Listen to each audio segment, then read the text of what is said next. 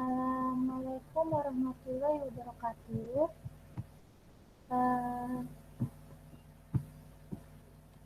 Jumpa lagi di video pembelajaran kimia. Nah, pada video ini Ibu akan menjelaskan ke kalian tentang perkembangan konsep reduksi oksidasi.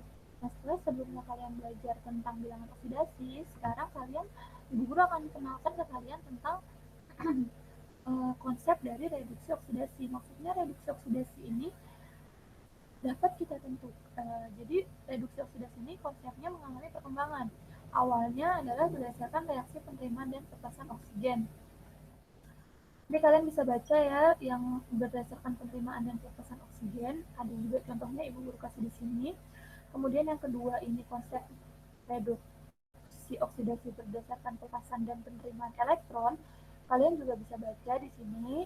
Kemudian dan yang terakhir adalah kenaikan dan penurunan bilangan oksidasi. Jadi konsep reduksi oksidasi berdasarkan kenaikan dan penurunan bilangan oksidasi. Nah, ini yang akan Ibu coba jelaskan ke kalian. Jadi reaksi reduksi oksidasi berdasarkan konsep penurunan bilangan atau kenaikan bilangan oksidasi ini prinsipnya seperti ini.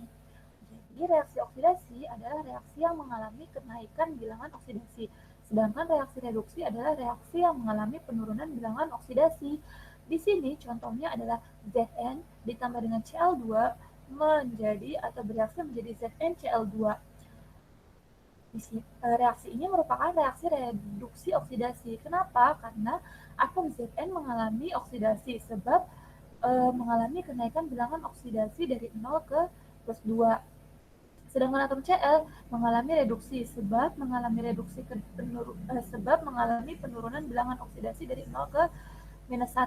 Nah, itu kan kalian sudah pertemuan sebelumnya kalian sudah belajar tuh tentang menentukan bilangan oksidasi. Kita pakai konsep tersebut di materi yang ini. Jadi yang ini ya, coba kita kerja sama-sama yang ini. Zn karena dia unsur bebas bilangan oksidasinya adalah 0. Kemudian Cl2 juga unsur bebas bilangan oksidasinya adalah 0. Dan ini ada ZnCl2, tentukan bilangan oksidasinya. Cl-1 ya. Kemudian -1 dikali 2 -2 supaya dia 0 maka Zn harus positif 2. Lihat di sini. Nah, si Cl ini tadinya 0, dia mengalami kenaikan mengalami penurunan menjadi -1. Nah, dia dinamakan reduksi. Kemudian Zn tadinya 0, dia mengalami kenaikan bilangan oksidasi menjadi positif 2.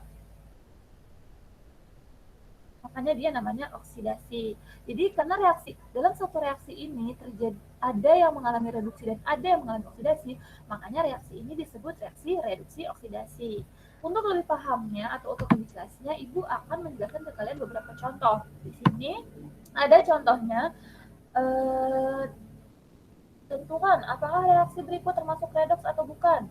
Kalau ada pertanyaan seperti itu, yang pertama kita lakukan adalah kita kerjakan dulu satu-satu. Tulis 2Fe ditambah 6HCl menghasilkan 2FeCl2 ditambah 3H2. Tentukan biloxnya. Salah. Penghapus. 3H2 bilangan unsur bebas. Ini 0. Ini -1, ini positif 2, ini -1, ini +1, ini 0. Nah, kita lihat di sini 0 Fe pertamanya sebelum bereaksi, setelah bereaksi dia jadi +2. Oh, berarti di sana ada kenaikan bilangan oksidasi. Ini namanya oksidasi karena bilangan oksidasinya naik. Kemudian si HCl hanya itu sebelum bereaksi dia +1, setelah bereaksi dia 0. Oh, ada penurunan bilangan oksidasi dari +1 menjadi 0. Nih, makanya dia namanya adalah reduksi karena mengalami penurunan bilangan oksidasi. Kita lihat lagi Cl awalnya -1, dia tetap -1. Oh, berarti dia nggak mengalami perubahan bilangan oksidasi. Jadi karena ada yang mengalami oksidasi dan ada yang mengalami reduksi, maka ya reaksi ini termasuk reaksi redoks atau reduksi oksidasi. Redoks. Nah, kita ke soal selanjutnya, AgNO3 tambah NaCl. Kita tulis dulu ya reaksinya. AgNO3 ditambah NaCl menjadi AgCl ditambah NaNO3. Tentukan bilangan oksidasinya. minus 2 plus 1 minus 6 tambah plus 1 minus 5 supaya 0 plus 5 di sini n-nya. Ini minus 1, ini plus 1, ini minus 1, ini plus 1, ini minus 2, ini positif 1 karena golongan 1, minus 6 plus 1, berarti sini harus plus 5.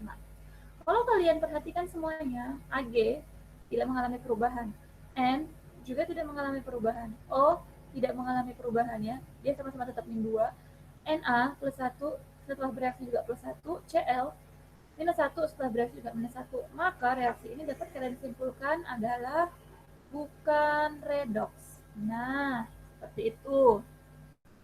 Kemudian kita lanjut ke yang nomor selanjutnya.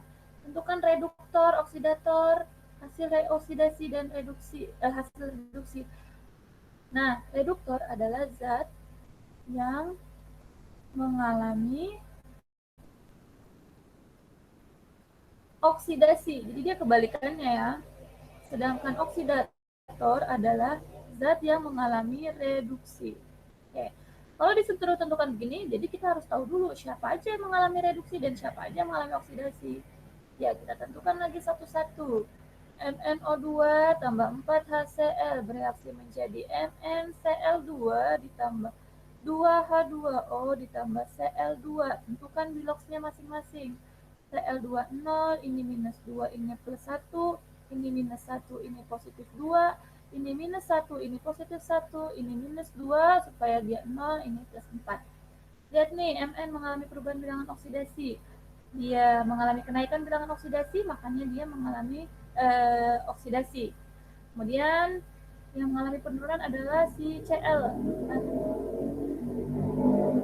Ini mengalami penurunan, salah ya. Mn itu tadinya dia plus 4, kemudian dia jadi plus 2. Jadi dia mengalami penurunan, makanya dia mengalami reduksi. Nah, sedangkan yang mengalami oksidasi adalah ini si Cl. Pertamanya dia minus 1, setelah dia bereaksi dia jadi 0. Mengalami oksidasi. Nah, tadi kan Ibu Guru bilang reduktor adalah zat yang mengalami oksidasi, oksidator adalah zat yang mengalami reduksi. Berarti si MnO2 ini sebagai oksidator karena dia mengalami reduksi, oksidator. Kemudian HCl ini dia sebagai reduktor karena dia mengalami oksidasi. Kemudian disuruh sebutkan juga hasil oksidasi. Ini reduksi, berarti ini adalah hasil reduksi. Dan yang terakhir si Cl adalah hasil oksidasi. Nah, sudah selesai. Beriringan dengan selesainya Ibu menjelaskan soal-soal atau menjelaskan pembahasan soal, maka video ini Ibu rasa cukup sekian. Semoga kalian bisa mengerti apa yang Ibu jelaskan. Nah, Ibu mohon maaf apabila terdapat kata-kata atau penjelasan yang kurang atau penjelasan yang mungkin agak membingungkan, kurang dapat kalian mengerti, ya kalian boleh tanya lagi ke Ibu secara lengkapnya. Semoga dapat berguna. Akhirnya, cukup sekian yang dapat Ibu sampaikan. Wassalamualaikum warahmatullahi wabarakatuh.